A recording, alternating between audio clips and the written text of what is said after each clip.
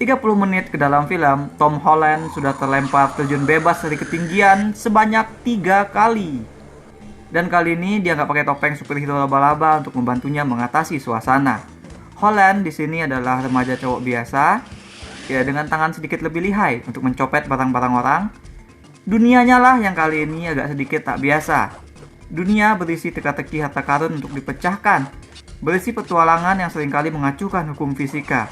Plus, berisi begitu banyak twist dan turns karena membahas soal rasa percaya di antara para karakter cerita.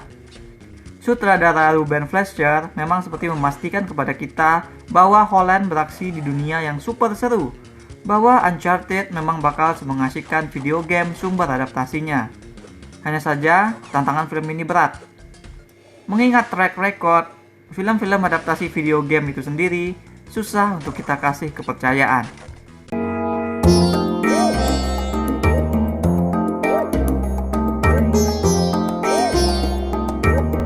Uncharted merupakan film pertama dari PlayStation Productions, studio dari Sony yang bakal bikin film adaptasi dari konten-konten video game PS populer. Ini sepertinya bisa naikin sedikit rasa percaya kita, sebab ya game-game modern memang jauh lebih sinematik ketimbang game di era 90-an. Video game sudah benar-benar dikembangkan mitologi dan cerita dunianya sendiri. Nah, makanya ditambah dengan studio yang kini menyiapkan konten game bisa menjadi film, maka mungkin ke depan adaptasi ke layar lebar ini bukan hanya soal menjadi lebih mirip, tapi juga game dan film bisa saling melengkapi sebagai satu franchise judul. Seperti film Uncharted ini, ceritanya diset sebagai prequel dari game pertamanya yang keluar tahun 2007. Nathan Drake dipanggil Ned, belum lagi seorang pemburu harta karun. Dia masih bocah yang masih dalam tahap baru masuk alias baru belajar dunia yang ternyata penuh tipu daya tersebut. Tadinya Nate bekerja di bar, mempesona para pembeli dengan atraksi menuang minum dan dengan attitude-nya yang cute lah. Lalu dia mencopet mereka. Sampai ketika Victor Sullivan datang, mengekspos aksi nyopet Nate, lalu mengajak cowok ini untuk bergabung mencari kapal harta karun. Seperti yang dulu dilakukan oleh abang Nate yang kini udah nggak ada.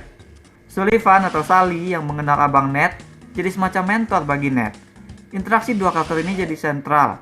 Kerap bicara soal mempercayai atau soal ngasih kepercayaan sama orang lain. Dalam pencarian nanti, mereka bertemu dengan karakter-karakter lain, dan dengan cepat garis antara lawan dan kawan semakin mengabur. Penampilan akting para pemain mendaratkan film aksi petualangan ini.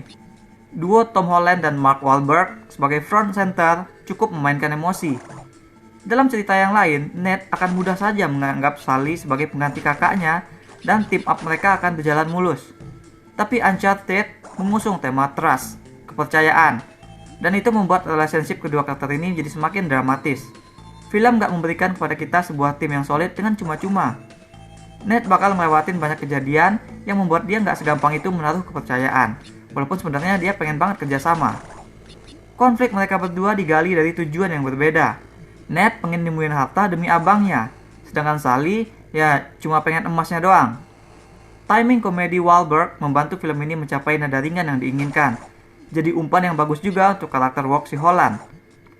Karakter Sally yang sengaja dibikin berjarak juga membantu mendorong tema trust tersebut menjadi semakin mencuat di dalam narasi. Karakter pendukung yang lain seperti Chloe yang diperankan oleh Sophia Ali juga diberikan inkonsistensi yang sama seperti Sally. Mereka membantu tapi terlihat setengah-setengah. Momen bekerja sama mereka selalu punya elemen yang membuat seorang karakter punya peran yang lebih kecil. Semua itu dilakukan supaya kita mempertanyakan apakah si karakter ini bisa dipercaya atau tidak. Tapi begitu kita menoleh kepada Nate, tokoh utama yang harusnya jadi merasakan keraguan, ternyata si Nate ini juga dimainkan dengan inkonsistensi. Sure, Holland memainkannya dengan simpatik, very likable, tapi dia ini nggak clear. Like, ngelihat Tom Holland memainkan karakternya ini, nggak jelas perasaan dia terhadap satu karakter seperti apa. Setelah jelas-jelas dikhianati satu karakter, Ned di adegan berikutnya masih tampak kalem. Atau bahkan ketika Sally menyebut Ned suka sama Chloe, Holland nggak benar-benar nunjukin gimana tuh sukanya si Ned sama si Chloe gitu.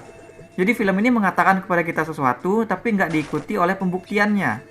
Sehingga ngikutin plot si Ned jadi membingungkan. Apa yang dia pelajari di sini? Apakah ini tentang dirinya belajar untuk tidak mempercayai orang, atau dirinya belajar supaya bisa jadi dipercaya oleh orang? Film seperti ingin menunjukkan bahwa Nate akhirnya belajar aturan dan cara main di dunia para pemburu harta. Dia seperti akhirnya bisa nipu juga gitu. Tapi bukankah sedari awal Nate ini sudah jadi tukang tipu kecil-kecilan juga?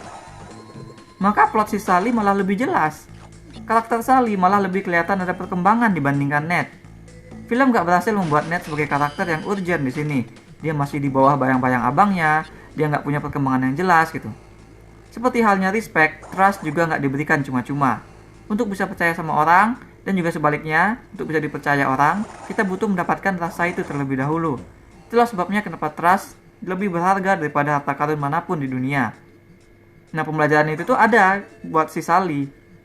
Buat Nate tuh nggak jelas kemana arah pembelajarannya. Selain itu, kenapa sih film-film aksi petualangan belakangan ini banyak yang pakai twist dan turn? Yang aku tonton setahun itu ada Jungle Cruise, Red Notice, dan sekarang Uncharted, yang bahkan benar-benar menggunakan trust sebagai tema supaya jadi alasan untuk memainkan banyak twist mengejutkan serta karakter turn dari baik ke jahat ke baik lagi. Wah, udah kayak emangnya Big Show di WWE kan. Nah, seolah itulah yang bikin film ini jadi menarik. Padahal twistnya itu juga doesn't even make sense. Action adventure mestinya sajian utamanya ya aksi atau laga petualangannya kan. Apalagi Uncharted ini dari video game. Ditargetkan untuk pemain game yang pengen menonton versi film. Serunya sebuah game itu datang dari memainkannya. Player seperti beraksi langsung. Mereka adalah karakter di game itu gitu.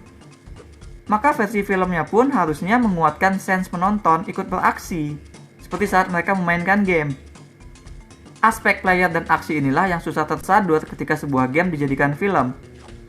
Tapi susah juga bukan berarti se-impossible itu. They just have to make action sequence yang lebih menarik penonton untuk masuk. Menyandarkan kepada twist dan turn hanya membuat penonton menonton. Filmlah yang jadi bermain-main dengan penonton. Ini kan udah jadi berbeda banget dengan konsep game, yang pemainlah yang memainkan cerita. Padahal film ini punya set action piece yang gak tanggung-tanggung. Aksi di babak final yang melibatkan kapal terbang juga gak kalah uniknya. Tapi sekuennya sendiri dilakukan dengan generik.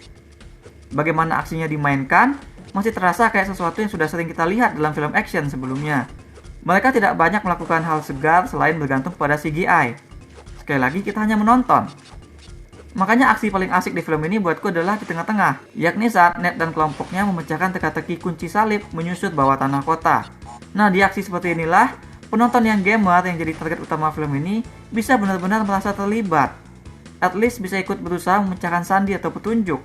Bisa terinvest secara emosional setiap kali jebakan atau perangkap tak sengaja teraktifkan. Seharusnya ada lebih banyak adegan seperti ini. Seharusnya adegan teka-teki yang actually dilakukan film ini dilakukan dengan lebih elaborate lagi. Nggak hanya cuma bingung sebentar lalu tinggal masukin kunci ke lubang. Kurang eksplorasi. Inilah sumber kejatuhan utama film Uncharted. Punya konflik karakter yang sebenarnya bisa dramatis tapi dilakukan dengan generik. Begitu pula dengan sekuen-sekuen aksi. Bahkan bangunan narasinya pun dilakukan dengan menjemukan, standar. Dimulai dari adegan aksi yang wah, kemudian flashback ke beberapa waktu sebelumnya, lalu cerita berjalan dari mundur waktu tersebut, sampai akhirnya nanti kita sampai kembali ke adegan opening tadi. Ini kan udah banyak yang melakukan kayak gini. Nah, sebenarnya ini adalah upaya film supaya jadi tontonan yang menarik. Jadi mereka sebenarnya aware kalau materi ceritanya masih datar. Tapi ya improve yang mereka lakukan itu cuma membuat penceritaannya dengan susunan cerita gitu, bukan dengan memperbaiki dramanya. Sama juga seperti ketika film memasukkan banyak twist dan karakter turn. Mereka menyangka itulah yang bikin filmnya seru. Mereka nyangka cukup masukin soal pemantik api yang susah menyala untuk meningkatkan ketegangan. Mereka lupa film ini dari video game. Mereka harusnya ngajak penonton ikut bermain-main juga di sini. Yang berarti aksi-aksilah yang harusnya dibikin lebih menarik. Petualangannya, teka-tekinya, karakternya lah yang juga harus dibikin lebih clear agar connect dengan penonton sebagai ganti gamer memainkan karakternya.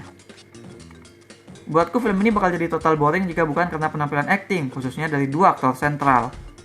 Seperti karakter ceritanya yang masih setengah-setengah dalam mempercayai orang, film ini pun masih tampil setengah-setengah. Mau serius ke karakter tapi takut nggak laku kayaknya. Mau full over the top, tapi juga kayaknya takut. Bahkan mau jadi full seperti gamenya juga kayak ragu-ragu. Masih banyak poin dari apa yang membuat game itu seru yang miss dilakukan oleh film. Yang mereka ikuti hanya simpelnya plot point game, yang tentu saja tidak tertranslasikan dengan bagus ke dalam sinema. Cerita film ini maju dengan simpel. Oh, ada karakter dipukul dari belakang, pingsan, lalu dia bangun dan ada karakter lain yang siap menjelaskan hal-hal untuk misi berikutnya. Ini udah kayak poin-poin objektif game, nggak seperti eksplorasi untuk memajukan narasi. Sehingga film ini masih belum mendapat kepercayaan kita sepenuhnya soal game bisa diadaptasi menjadi film yang bagus. Aku berikan 5 dari 10 bintang emas untuk Uncharted. That's all we have for now. Apa game Uncharted favoritmu? Share di comments. Jangan lupa hit like dan subscribe supaya nggak ketinggalan review-review dan playthrough lain. Kunjungi mydershit.com untuk baca review dengan lebih detail. Kalian bisa juga kunjungi store mydershit di ciptoloka.com. Ada banyak kaos dan pernak-pernik custom yang unik, mulai dari film, musik, game, hingga wrestling. Thanks for watching. Remember in life, there are winners and there are losers.